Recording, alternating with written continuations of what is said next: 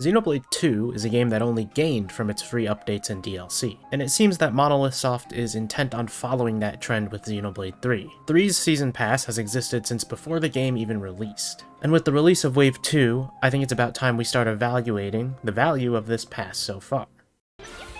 So I want to quickly go through Wave 1, and I don't think it'd be a surprise to anyone for me to say that Wave 1 is a little bit weak. It feels like a filler DLC. Unlike Xenoblade 2, which has a gacha system so you can potentially gain a decent amount from getting extra core crystals, Xenoblade 3 doesn't totally follow that trend. Having these extra accessories and extra consumables is useful, but it doesn't really provide the same boost that core crystals would in the sense of content. It's a nice boost for the early game, but I think you'll find accessories that clearly outclass those as you get into the late game. And if we're to price every single pack at the same cost, for $750, this isn't really anything to write home about. Recolored outfits are also a nice option, but they don't add that much in terms of value to the pack. Dandy dandy. Moving on from the obvious stuff, I think it's no surprise that I call Wave 1 a holdover for what really begins the DLC, which is Wave 2. The return of challenge battles from Xenoblade 2 and Xenoblade 1 Definitive Edition is a welcome addition. They give you something to work towards and also set up interesting limitations that challenge you to actually try new things. These limitations can do things like lock you to certain classes or limit your level. They can force you to try new team comps and new art loadouts that you might need instead of the ones that you've always been using for the whole game.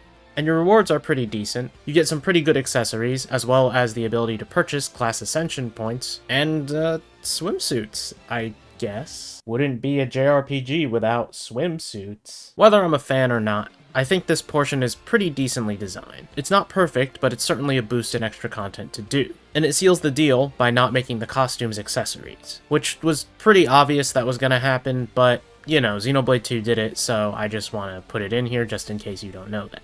I hope we get more outfits down the line that are a bit more creative and less of the generic JRPG extra outfit stuff. But ultimately, even if that does happen, I'm not super upset with it. The big attraction of this pack, of course, is the one new hero, and that's Ino. She's a welcome addition to the game, and I think she fills the gap of having too few defender roles in the base game. Ino has her own unique upgrade system, which requires you to fetch ether spheres for her to gulp down like a smoothie. Powering her up is pretty easy if you've completed the game, but if you haven't, she's available right after Chapter 3, which is great timing. If you're a fan of Xenoblade 2, you'll also get some nice references thrown in there. It's well worth the time to get and use her if you're still playing the game. Ino isn't really the meat of the content though. Compared to challenge mode, you probably won't be spending as much time with her quests. That said, it's still well worth the time, even though her voice is a little bit grating.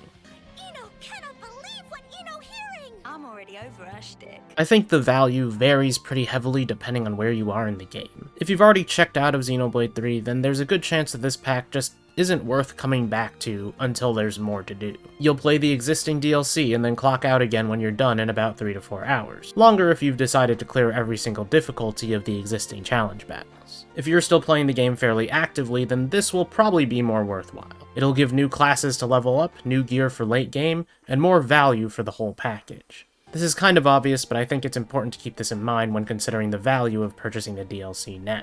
And there are a lot of ways to interpret the worth of this DLC. For the future, we can assume that the next pack will be about the same size. And based on the past, we can assume that the final pack will be where all the value lies. Riku also never seen before, but feel indescribable pull.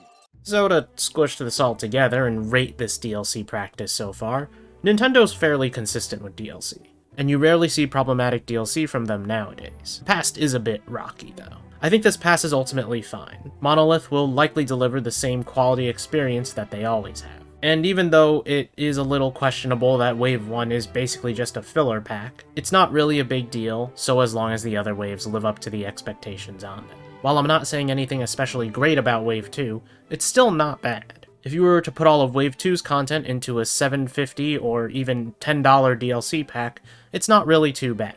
But what do you guys think? Do you think Xenoblade 3's first and second waves of DLC are well worth it? Or do you think it's better to wait till later so that there's more content to do when the time comes for you to play it? Are you even interested in these first 3 packs or just the last one?